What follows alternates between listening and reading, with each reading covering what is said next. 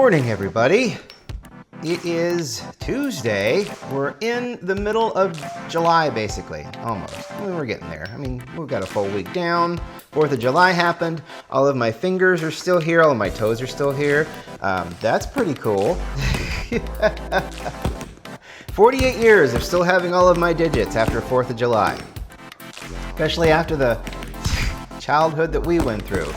I've told the story about my buddy Clayton, who unfortunately passed away. Well, he died of suicide in 1999, March 1st, 1999. Told the story about him. This is the Mustachio. We're going to see how this goes to the rock. I am not enthusiastic because of how much this concentrates. I've got half and half in there ready to go to soothe this. I've got this set at a 15. Actually, I may back it back to a 17 because these are, I know that these have coating on them, but they're not wet.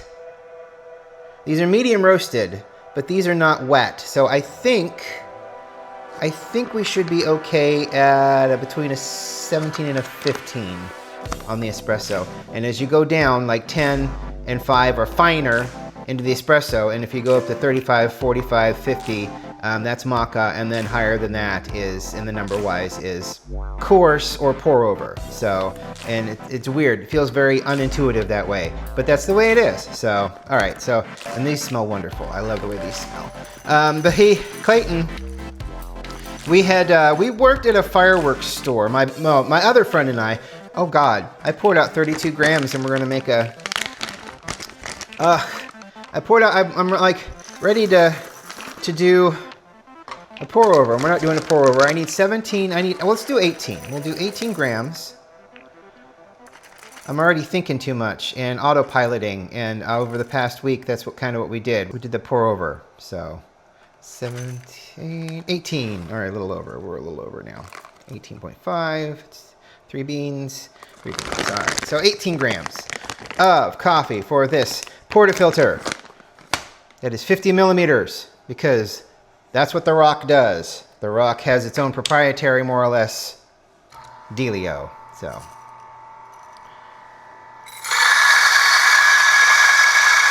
a friend of mine and Vachel. Anyway, I don't have my, oh dear.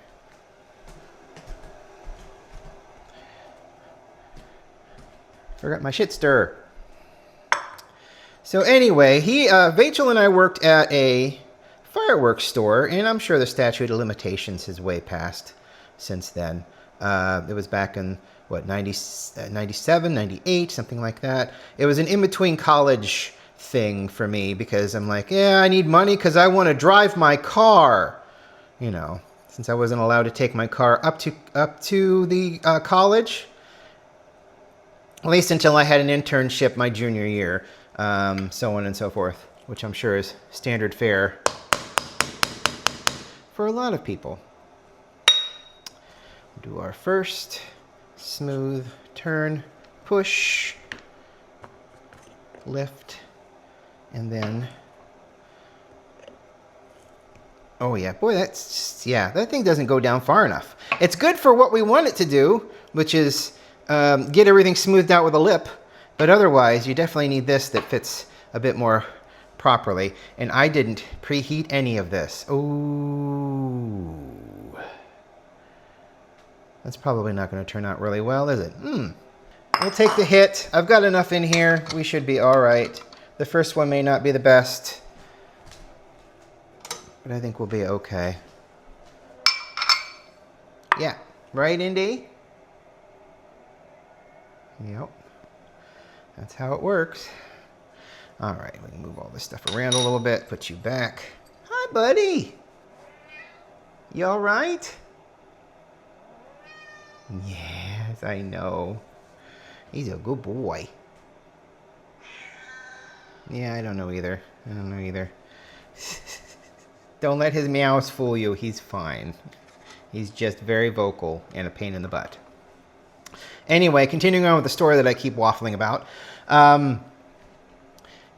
So Vachel and I worked at a fireworks store, and we worked through the 4th of July. And then after like the 6th of July, they were like, they're like, we don't need all of you people here, because they needed a virtual army to not only man the cash registers, but to make sure nobody was shoplifting, and, you know, make sure nobody lit a match in the store, and nobody was going out back that wasn't authorized to go out back, because that's where we kept all of the fireworks, in the back of tractor trailers. I think there were like 8 of them back there lined up. So it was not the safest. It was not the safest environment to work in, to be sure. But anyway, so so July the 5th, after all the hullabaloo was done, they allowed us to go through the store and get $200 worth of stuff for a penny, as a thank you, because they sure as hell weren't paying us enough to work in that sweat house. But as a thank you for surviving the season, basically. So we went through, and to be fair and honest, and to have all of the transparency, Vach and I separately stole more fireworks out of there than it was worth $200. I'm just saying. It was not hard. It was not difficult, because we worked there, and usually we were the ones closing up the store. What are you going to do? What are you going to do? You're going to be kids. You're going to be college kids. They're like, yeah, firework, that'd be great.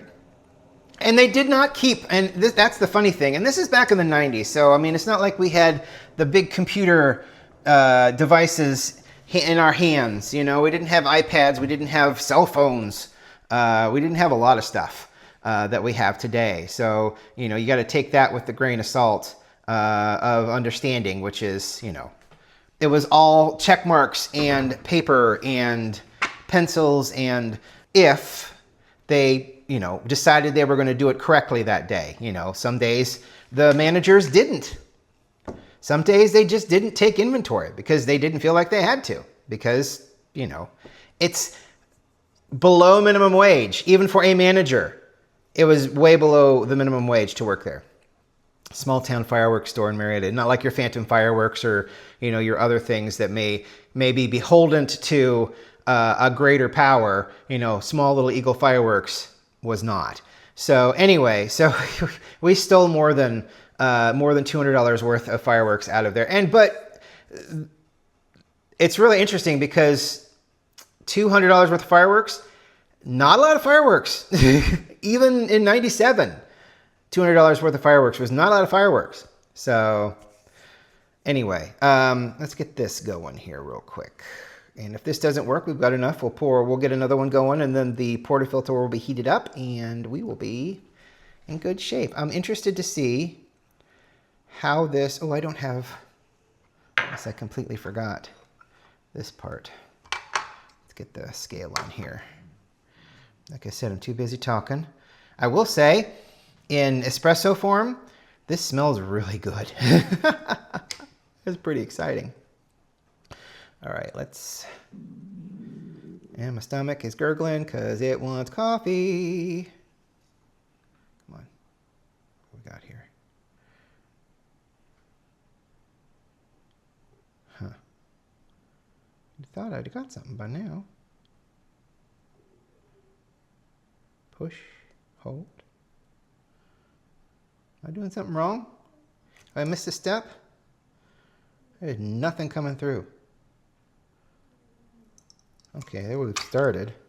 It looks nice and syrupy, doesn't it? All right. Yeah, but we're not going to get a lot out of it.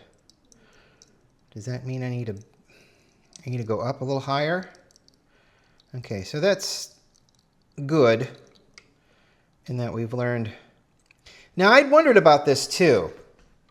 I'd wondered if the coating would either allow the water to pass through a lot faster or if it would choke the portafilter. I'm going to do another push here. Did I put enough water in there, I thought. That's really confusing to me. Huh. Now that's a 1-to-1. We don't want a 1-to-1. We kind of want a 1-to-2 ratio when it comes to this. Did I put enough water in? So this is going to have to be ground a lot looser. We're going to have to put it up. I'm going to probably put it up to about a 23. And I want to see what this does. That's confusing to a certain point. I mean, oh, ooh, that does not spark joy. Ooh. Smells good. It's one of those things that smells really good, but not fit for human consumption. It's confusing to me. Maybe it's not confusing to some people that are experienced with this kind of stuff, but to me, that's really weird. Because well, and honestly, it's the whole part of the experiment. I did not know if the coating they put on these would, like I said, either allow everything to pass through really quickly or choke the portafilter. It appears to have choked the portafilter. I'm just going to let it loose and see what happens here. Yep, we are swimming. Just pour that out and drop that in. Clean it out. All right, well, I knew this was going to be a process, and since the beans are coated, I did not know how that was going to go. And a lot of that may have had to do with the fact that this thing was not heated up. So let me get the bowl here, and I'll put some hot water in there, and we'll get that heated up. Yeah, I did not know how that was going to go. And again, like I said, it might have a lot to do with the fact that the portafilter was not heated up. And as I've learned, and hopefully you've learned along with me, heating up that portafilter is a big deal. Being hot enough, you know, for it to pass through seems to really do a lot with regards to the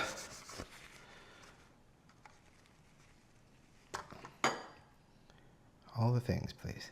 Thank you. With how the coffee flows. It's very interesting. We're going to let that heat up. How are you? I suppose we can heat you up too, can't we? Keep you warm a little bit. So anyway, so I was talking about that and completely, again, lost all my train of thought, which is normal. So back to that. We'd stolen quite a bit. We stole it. There's no beating around the bush. There's no going like, oh, well, you know, it's kind of a gray area. No, we put things, when we're cleaning up the store to leave, we put things in a box. We put the box outside the fence. We lock the fence up. We put the box inside of our cars. We took fireworks from the store. So yeah, that was just what happened. And so we would, you know, go back to one of our houses or one of the other person's house and let things off. And it'd be, hilarious. And it'd be fun. And it was. There was the one time where we brought the fireworks to a friend's house who lived down from me in the middle of the forest, just like everybody did when they lived several miles away from me. We had this thing called a Barbarian Blast. And it was a box about this big. It was a square.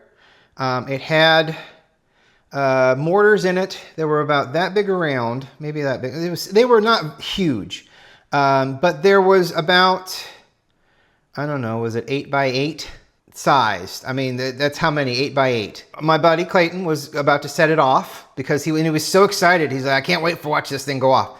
And he lit it.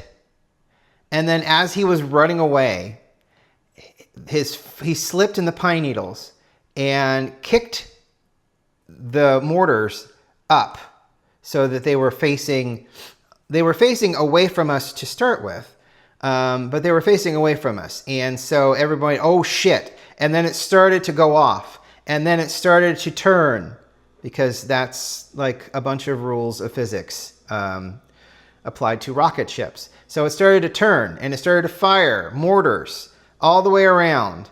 Now, nothing caught fire, which we were very lucky, but it did put 1 or 2 scorch marks on another friend's Camaro, which I want to say was hilarious. Not really hilarious. It's kind of bad. You know, you don't want to do that to someone else's car.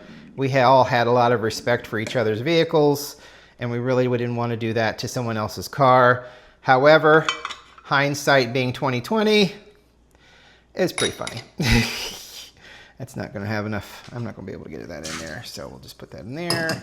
I'll let this out this way. Yeah, there's no opening the valve a little bit here. It's just it all goes out. All right. Okay. Probably should have been prepping the coffee so that this stuff doesn't cool down, but I think we'll be all right. Okay. Boat. 18 grams of coffee in. We've moved the dial. So that's all of that story, by the way. It was just a funny anecdote where a good friend of mine, who I miss very much, took one, and I believe that was a $50 firework at the time, that Barbarian Blast. And it was very colorful and beautiful and dangerous, as it turned out. Idiots living out in the middle of nowhere and fireworks.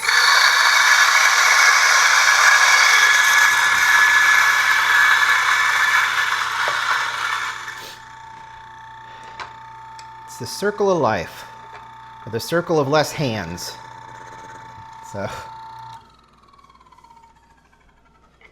you know, again, it's amazing. It's amazing how we survived. I mean, kids today have their own problems and their own issues and their own barriers to entry for a lot of different things. Ours was that. Being unsupervised because we were latchkey kids, having fireworks and unlocked firearms, which I never bothered with. Neither my brother nor I bothered with that, because we grew up sons of a military man, and knew not to fart with firearms. There we go. Maybe I'm packing it too tight? I don't think so. I'm not the problem. I'm probably the problem. So, warm that up just a little bit more. So yeah, it's just amazing that we've lived, you know. I'm sure that there are a lot worse horror stories out there and a lot more dangerous things that happen to other people, because it's diversity, you know? That's part of diversity. Everybody's life is different. Everybody reacts differently to different situations. Everybody reacts differently to a broad spectrum of things. So, and that's just a small part of diversity. And now, if I can hurry up.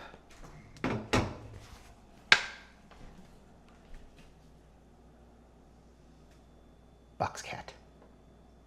You're down, huh, buddy? Is that a good place? It was so hot this past week.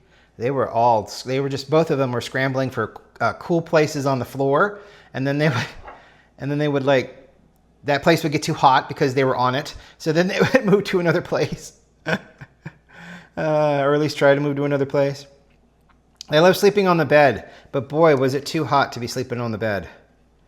All right, so I lowered this down, and now we're going to see if we get a little bit more free flow going on.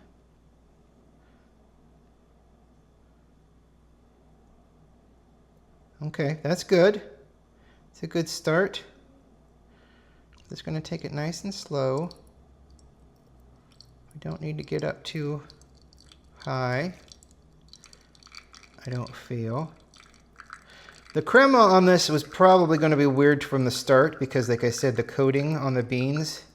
Oh, that's not going to be a lot either. A lot more than the last one, but I may have pooped that up. So we're going to try to get, I'm going to get as much as I need out of this. Or at least try to. Yeah, the tension is gone, but then again, now we are getting up to around 32, which will probably taste a lot better. 18 grams in, 32 grams out. Back it up just a hair. I mean, it still smells lovely. I mean, it smells like pistachio, which is the ultimate goal. I just don't think, it actually tastes the exact same as the other one. I don't think that's going to get any better.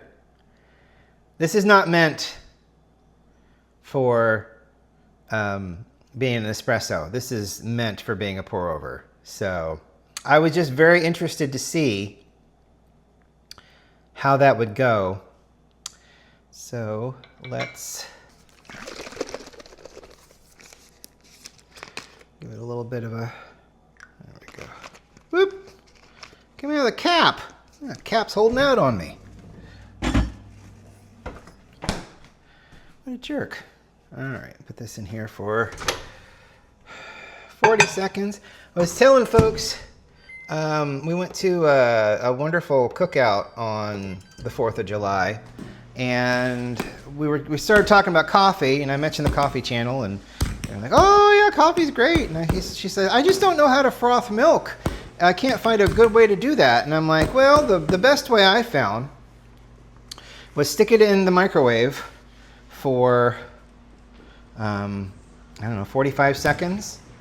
And then put it in a frother or a very small French press and then just froth it like that. And I said, I know that that's not official, but it works really well for me. She said, oh, put milk in the microwave? I'm like, yeah. Microwaves have come really far, you know, over the past 100 years. So microwaves are a totally great way to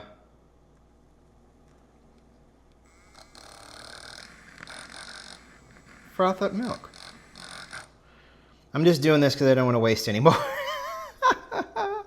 As silly as that sounds.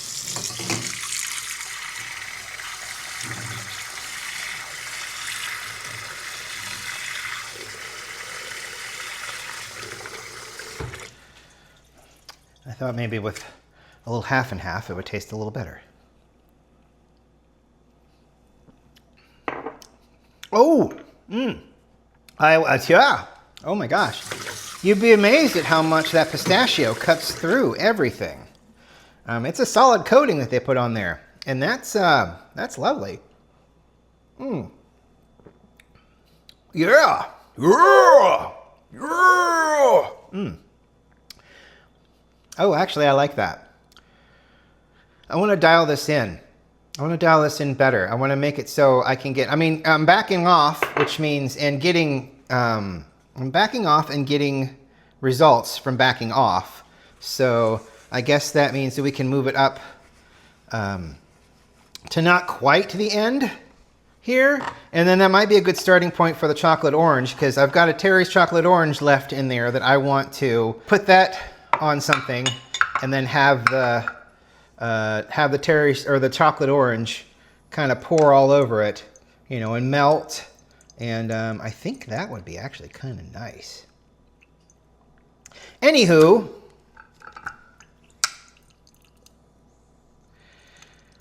edit this up, go to the gym, work out for about an hour and a half to 2 hours, and then I'll be back. And we'll do some 7 days to Dizzle. Thank you so much for watching today. I really appreciate it. We're going to keep playing with this. I'm going to get this Mustachio I'm going to get the 1-to-2 ratio I'm looking for. We'll continue it tomorrow. If I get it in one go, that'd be great. And then I'll just break out that chocolate orange and grab the chocolate orange that I've got in the fridge and see if I can get it to melt in any way, shape, or form. The addition to the half and half made this really good. The pistachio is just right there. Because before, that it was just way too bitter. It didn't taste like chemicals, which was something I was also afraid of because, you know, natural and artificial flavors, when they put that on the side of the bag, you don't know what's going to be what. But with this, the pistachio tastes just like pistachio, and coffee, of course, tastes just like coffee. And the half and half just seems to make that sing. We'll talk to you tomorrow. Have a great day. Bye.